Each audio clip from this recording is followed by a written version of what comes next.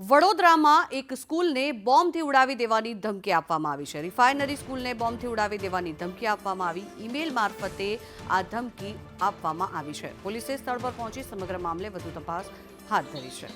વધુ માહિતી મેળવી સંવાદદાતા કૃણાલ શર્મા જોડાયા છે આપણી સાથે। કૃણાલ, આ રીતે એક સ્કૂલને બોમ્બથી ઉડાવી દેવાની ધમકી આપવામાં આવી છે, શું તપાસ હાથ ધરાઈ? છેલ્લા 2 દિવસમાં વડોદરા શહેરની 2 નામાંકિત સ્કૂલોને બોમ્બથી ઉડાવી દેવાની ધમકી મળી છે। ગતરોજ નવરત્ના સ્કૂલને પણ બોમ્બથી ઉડાવી દેવાની ધમકી મળી હતી। જોકે આજે રિફાઇનરીની અંદર આવેલી રિફાઇનરી સ્કૂલ છે કે જેને પણ બોમ્બથી ઉડાવી દેવાની ધમકી આપવામાં આવી છે।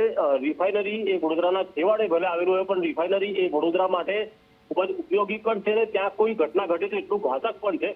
અને તેની વચ્ચે આ સ્કૂલને જે ધમકી બોમ્બથી ઉડાવી દેવાની મળી છે તેના કારણે સ્થાનિક પોલીસ અને જે સુરક્ષા એજન્સીઓ રિફાઇનરીની હોય છે તેઓએ હાલે સ્કૂલમાં તપાસ હાથ ધરી છે। જોકે ગત રોજ નવરત્ના સ્કૂલમાં જ્યારે બોમ્બની ધમકી મળી હતી ત્યારે તપાસ કરતા કંઈ મળી આવ્યું ન હતું।